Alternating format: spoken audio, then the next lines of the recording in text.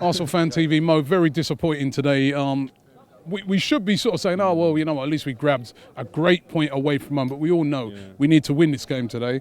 2-0 up, looking great. What happened? Maybe at the start of the season, first 10 games of the season, if that happens, you can say, look, it's a point gain because given the situation we were in. At this stage of the season, though, it's hard to say that. But, I think there's two conversations to be had here, right? We can talk about this game in isolation, then we can talk about what this game means in the context of the league. And people can say, oh, we haven't got a chance, but it's just simple maths, right? We've got a chance. I know it's unlikely. I've claimed... We've got a chance from now to win the league. Listen, however small the chance is, right, we've got a chance. And what is the point of still coming to games? Like, I heard fans as we were leaving the ground today saying, oh, I'm not going to bother going to Sunderland away.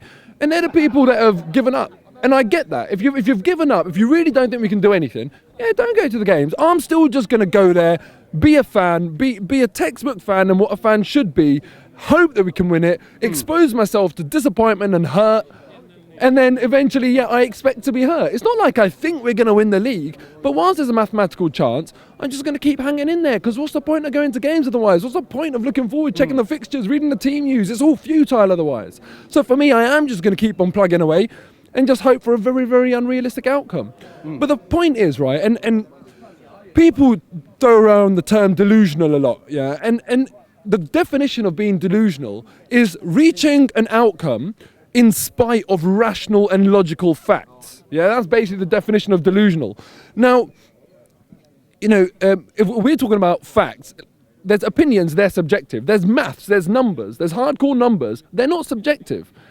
Mathematics say, if Leicester lose enough games, Arsenal can go win the league. And that's just what I'm hoping for. So no one's delusional for thinking Arsenal will win the league. You might be delusional for thinking Arsenal are favourites, because that's, frankly, ridiculous.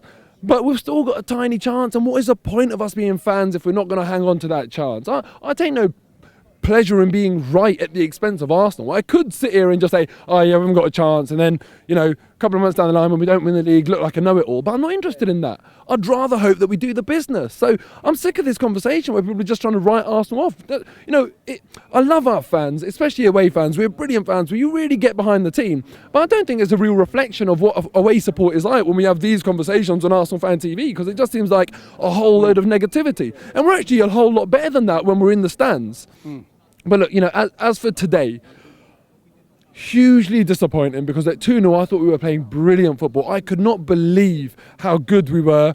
And, I remember saying to you at one point, I go, the last 3 games, I'll say 2.5 games, because I said this on about the 40th minute, we've shown real bottle and we've shown real courage, and then I don't know what the hell happened to us.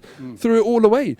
And the point is, during the game, I remember saying to you, and we were talking about it because I was sitting next to you, Andy Carroll's free again at the back post, and I was saying, we've given away a lot of goals from back post this season, and I don't like zonal marking. We were saying all of this stuff, but it didn't come and bite us in the Arsenal. But it did in the end. Ultimately it really did. And Arsene Wenger has to take a lot of criticism today on that specific part of the game, because how you could not say, look, this isn't working, we're exposing ourselves to too much danger, there's too much risk, you have to go and take care of Andy Carroll. Is that Arsene Wenger's weakness as a manager, that defensively? I wouldn't say it's going forward, we saw earlier on when we were 2-0 up, how we got to be 2-0 up against Everton. Going forward, brilliant football. But Robbie, when it works, hardly any teams can play like how we play. But there's always defensively a chance for the teams that we play, and that is a big problem. We're probably, and I haven't checked or anything, so I'm going out on a limb here, but probably in the top 5 best defensive records in the league this season.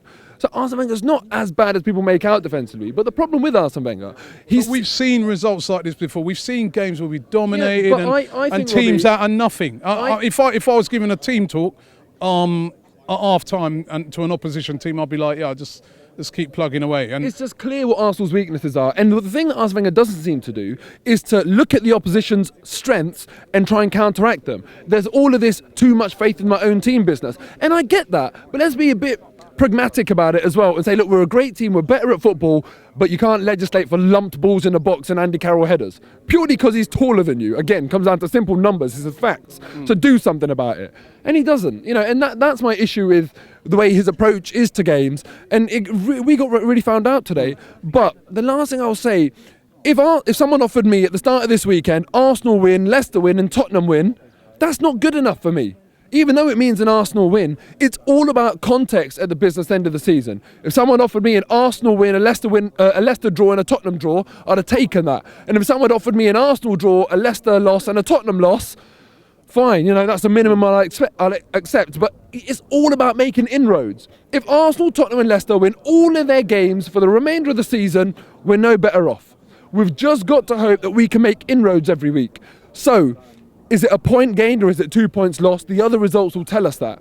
And again, call it delusional, but it's rational. These are logical facts, and you're letting emotions get in the way of your opinions if you think that that is not the case. Let's just hope that Leicester and Tottenham both lose, and then it's 1 point gained this weekend, even though it should have been 3 points gained. Next season, I saw you fantastically. It's time to go. Match of the day. Why you? No, don't. It's time to go. Don't interrupt me. I will interrupt. Don't interrupt me. I will interrupt because you've got a sore voice. It's time to go. Don't interrupt. Look at you. Can't even It's time speak. to go. You can't even speak.